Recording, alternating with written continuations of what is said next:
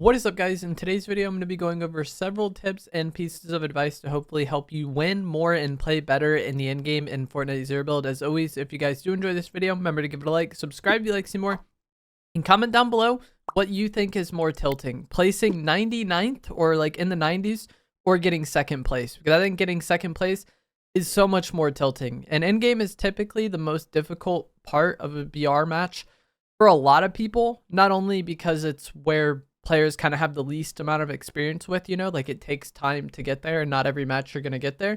But there's also like the nerves aspect of being close to winning that really throws a lot of people off, And also with these zones being much smaller, any mistake or timing error you make or any potential opportunity you leave open to the enemy players can easily be punished because the zone is so much smaller, so everybody is in much close quarters. If you have 10 plus people in a small zone in Zero Build, it can get pretty random as everyone's just kind of jumping on each other and then third partying that fight, and then somebody else is coming to third party, and it's just kind of a never ending circumstances of like whoever the last person to get involved in the fight ends up winning. The biggest piece of advice I think that's more important than anything I'm going to talk about in this video is just to play the game, get better at the game over time, and get comfortable fighting. When a lot of people get on a Battle Royale, they just want to win. It's kind of the goal of the game, and this makes sense. But what a lot of people end up doing is they play, somewhat passive. They hide. They try to make it to endgame. And then what kind of happens as a result is they don't really build the other skills. They're not comfortable fighting. They're not comfortable making decisions under pressure. And then when you add in the nerves aspect of endgame, it just all falls apart. And so it's not the worst thing in the world to hide, but if you do want to consistently win games in Fortnite, I think you do need to just become a more skilled player. And then as you become a more skilled player, you'll be able to win more. If it was like a pyramid, the bottom most like important foundation piece is just to like get better at the game and to get comfortable fighting. And then everything else kind of falls into place afterwards. In Fortnite, public matches and ranked don't really have that much of an actual end game because the lobbies are quite dead. And that's kind of my first point of the game one of my first points is that like if you're active and getting kills over the course of the game, you'll typically make your end game much easier because there won't be that many people left alive in the end game for the size of the zone. Like I talked about, if there's so many people in a small zone, it can get pretty random. But if you eliminate enemy players throughout the course of the game, there's not going to be as many people left alive at the end, and then it's going to be much easier for you to play the end game, and it's going to be much less kind of like coin flippy and punishing. It's not like one error is just going to cost you the game. You'll have more room to kind of play with.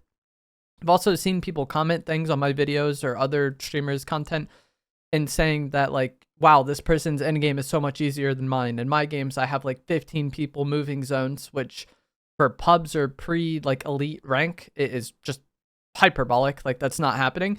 But even then, the reason why a lot of streamers' end games look so much easier is because they're typically getting a lot of kills during the match. And so there just isn't that many people left alive at the end. If somebody has like 10, 15 kills, that is 14, people that would have maybe have been alive at that point in the game or maybe made it deeper in the game that didn't because that player eliminated them.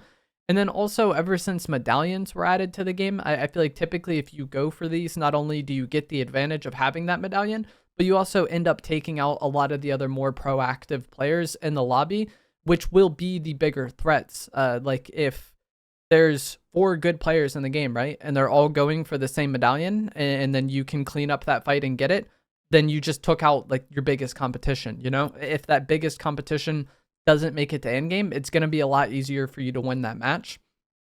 Island this season is also a really good example of that, I think, because the invisibility medallion is very good, and most players know that. So you'll typically fight some of the better players at or around island, and so if you win those island fights, you're gonna probably have a much easier game from that point on. But if you just don't engage with the island and you're like, I don't want to deal with that, it's kind of crazy, makes sense. But somebody else is gonna win those fights who's probably a decent player, and then they're going to have that invisibility medallion, and they're going to have that key advantage. I've been getting asked a lot, like, yo, how do you play against the invisibility medallion? It's so OP, and it is very good. And I don't really know. Like, I don't have the hardest time seeing them. But even then, it can be rough sometimes. And, like, the easiest way to stop losing to the invisibility medallion is just to stop other people from getting it and maybe get it yourself. So, Island itself is also, I think, pretty important to control, depending on the zone, because if island is in zone, you have like a decent height advantage on other players where you can shoot down, and anybody who wants to push up to you has to fly up to you, and that gives you a pretty decent opportunity to like melt them with your AR. And with how ridiculously good the Hollow Twister AR is, if a good player or a decent player is on island just shooting down on people, they're going to have such an easier time playing the game, you know? Like, this AR is so good, and so if you control the power position with this AR, you're probably going to win the game. It definitely is a risk to fight those better players, and it's easier said than done. Like, I've seen people comment on me saying this, and like, wow, it's easy for you to say just kill the better players. But if you fight these players earlier on in the game, it is a bit more forgiving. If the fight doesn't go your way, maybe you can get away and reset the fight. But if the zone is very small, you're not going to have that opportunity to, you know what I mean?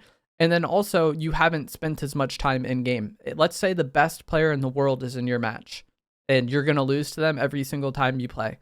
Would you rather fight them and get it out of the way and then go into your next match? Or would you rather wait 20 minutes in a match hiding just to eventually lose to them? You know, I think not only does fighting more people get you better at the game because you get more experience fighting, you get more comfortable fighting, you're not going to be as nervous fighting, and then hopefully not be as nervous in the end game because you're more confident in your abilities. But even if you are outmatched and you're going to lose, you get that out of the way early on, you go next, and you're getting more experience faster. I think even if you are making it not as far in the game, I think forecast towers are also something that can be a huge help in the end game, because if you capture the towers, you get to see the next zone for the remainder of the game. And I didn't really go for these in Chapter 5 because there was so many medallions on the map, and I kind of prioritized getting all those medallions, getting those abilities, getting those, you know, active players out of the game, more so than just getting forecast. But with Chapter 6, I find myself going for these much more because there's only one medallion to go for. There's only the Demon's Dojo medallion that's there at the start of the game. And so you have a lot more time, I feel like, to maybe go for the tower. And just seeing a zone in advance and endgame is really beneficial because you're thinking ahead of other players. You literally have an information advantage on them. In Chapter 6, there's also only 2 towers per game rather than 3. So if you get this advantage, there's potentially only one other person in the lobby who has that same advantage of you. And that's even if that person, ends up making it to the end game. So I feel like if you get a tower, you have a decent advantage, like a pretty good advantage in game, seeing where next zone is always and knowing where to position yourself or where to avoid. But also, not many other people will have this advantage because there's only one other tower in the game. And these towers have set spawn locations. I'll have them on screen now, but only 2 spawn per match. And you can actually see the tower, like at any point in the game, there's like a metal tower structure where it'll spawn. But the guards don't spawn until 30 seconds into second zone. And so you can kind of see when you're landing, like if you know where the tower spawns are, okay, it's here this game, I'll play for that. Or maybe, oh, it's not here for this game, I got to go look for another one and get ready to get that. And then the boss also will drop a purple AR this season, which is pretty good because, as I already said, the Hollow Twister AR is one of the best weapons in the game. It's not guaranteed to be a Twister. It can be the other one, I can't think of the name off the top of my head, the Fury. It could be the Fury or the Twister, but it's just a purple AR, so you have a 50-50 chance. And I would highly recommend going for those towers this season. You're not really giving up. You're not wasting that time. I feel like, whereas in Chapter 5, a lot of times I felt like there's other things I'd rather be doing. And also, being proactive and being active in the game doesn't just come down to the objectives or the medallions, but also getting what you need to win. This could be like higher quality weapons, more mobility items, or other utility like bunkers if that's what you want, heals. Hypothetically, you could loot one chest and then hide all game and then make it to end game with like nothing. But the likelihood of you winning that game is super low, and you might play second, but you weren't, close at all to winning the game, even though you play second. So like, if you don't have what you need to win the game, or you're at a disadvantage because you don't have extra heals maybe, or you don't have mobility, you're at a big disadvantage by not having those things. So you might need to take some risks throughout the course of the game to go and get those. And then, it's a risk, but it's better off in the long run, I think. Once you do actually get to the end game, like everything I've talked about up to this point was more about like mindset and just what to do before you get there to hopefully make it more playable. But once you actually do get into endgame, you just want to play zone as much as you can.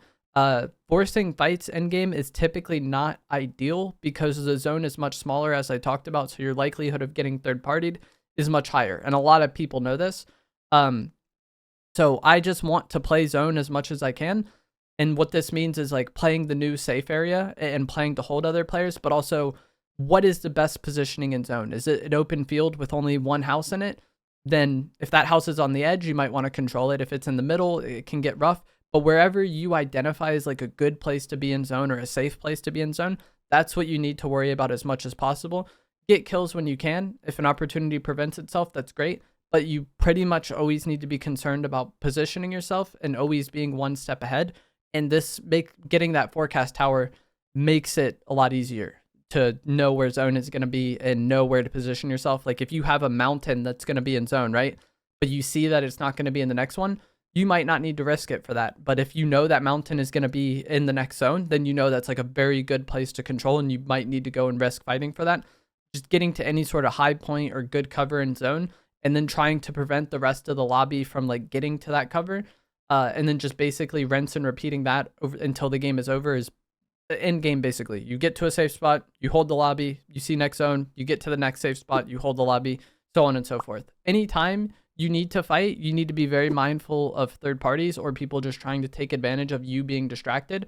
And so try not to get too tunnel visioned on that one fight, not get too tunnel visioned on the loot or, you know, anything like that. And then also be ready to reposition or deal with those third parties if you do fight. If you get an elimination, first thing you need to be concerned about is like your safety and where other players are. If you have a blue AR in game, right, and the player you eliminate has a purple one or a gold one, it's not worth dying over probably, especially if it's like a 1v1v1. Like the timing is going to dictate the outcome of that fight, and positioning is going to dictate the outcome of that fight much more than just AR rarity would be. And that's another reason why I was saying you probably want to have that stuff taken care of before you get to endgame, because you don't want to be looting in a very small zone when like timing and pressure is on you. Again, Fortnite is a BR. Not everything is going to be perfect or ideal. There will be some games where you're scuffed, even though you tried your best to find stuff.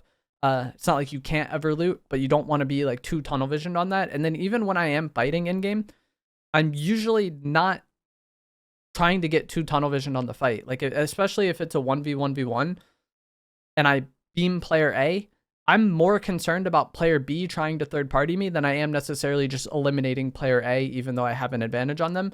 I also like to try to keep track of, you know, how many enemy players are alive and where they are because of this. Like, for example, if it's you and two other players in solos, or two other duos and duos, two other squads and squads, whatever, you and two other parties, and you're fighting one player or team, that other team is almost always going to try to third party you. Like when it's a 1v1v1, like two players fight, the other one third parties. And a lot of times that third parties wins because the other two fighting are taking too much of each other's attention and too much of each other's life and setting that third player up to win.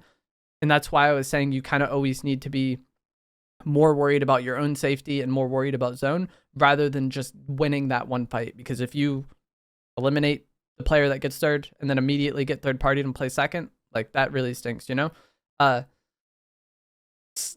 If the same situation was happening and the other two players were fighting, that's really good for you. And you need to be like ready and able to third party that. It doesn't always mean you just need to shockwave in and get in the middle of their fight, but like, you know, get yourself to a spot to potentially hold them or third party that. Really depend on the size of zone, what I want to do in the zone itself. It's very situational. But that kind of situation plays out a lot. And it's also good to keep track of where enemies are as well, or where you last saw them, because not only will you know where that person is or where they're likely to be or how they're likely to kind of rotate, but also where the other players are kind of based on that. If you're in a zone and you see one player to your left, you can kind of assume the other player is more to the right or like somewhere that isn't where that other player is, because if they were next to each other, they would be fighting. And when you get into the end game, the zone is so small, sometimes weird things will happen and people will just happen to like hide next to each other or near each other. But more often than not, if players are close to each other, they're going to end up fighting or trading shots or moving.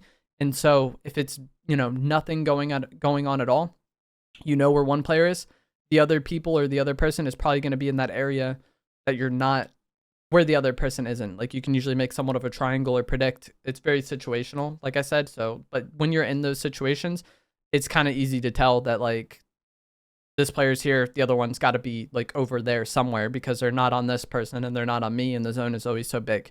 And that's why I was saying you need to keep track of how many people are alive as well, because you can kind of use that to fill in some information as well and know how engaged you should be in the fight. If there's 5 people up and 2 are fighting, sure, you want to try to third party that, maybe get some shots if you can, but you're going to play it very differently than if it's a 1v1v1 and the other 2 are fighting, because if it's that situation and the other 2 are fighting, then you know that's the entire lobby. If it's the entire lobby fighting, you can worry more about it and care more about just ruining the winner of that fight. But if it's several people left alive, you probably just want to care about your own safety, getting to zone. And Fortnite Endgame has 2 types of zones. There's partial zones, which are going to be half and half. And then there's also moving zones where it moves into an entirely new area. When you get into these moving zones, or the half and half zones, and it starts, the old area opens up, like the purple area becomes white and playable. Getting into that new playable area first is a pretty big advantage because the other players aren't going to be there yet because it just opened up. Some people might like tank storm and run in a bit early. Chances are that's not happening. Either way, you should know if it is. But when you are rotating and playing these moving zones, getting into that new safe area as fast as possible and controlling that new safe area is a distinct advantage. And that's one of the reasons why it's so helpful to have mobility items like the Void Mask, Shockwave, Katana, whatever, because you can get there very quickly. And if you have that invisibility medallion, like we talked about earlier, you're running around basically invisible with unlimited sprint in a situation where a lot of people are going to be scared. They're going to be panicking, and it's going to be harder for them to see you, I feel like, in those situations. Cars can also be pretty good in game, but they give your location away. So how you want to use them is kind of, up in the air. If it's a very populated, I like using cars in game. Some people don't. I don't mind giving my location away for my own safety because I'm going to be getting to those safe areas. I'm going to be using the car's cover, and I don't want to just get 250 to zeroed or get melted by the AR off timing, because a lot of people will hide in the end game, and I feel like having the cars kind of reduces your chances of getting caught by that timing. But it is a risk, and when I see other people using cars, I do try to melt their cars whenever possible. Again, we're not tunnel visioned on it. We want to worry about other factors too.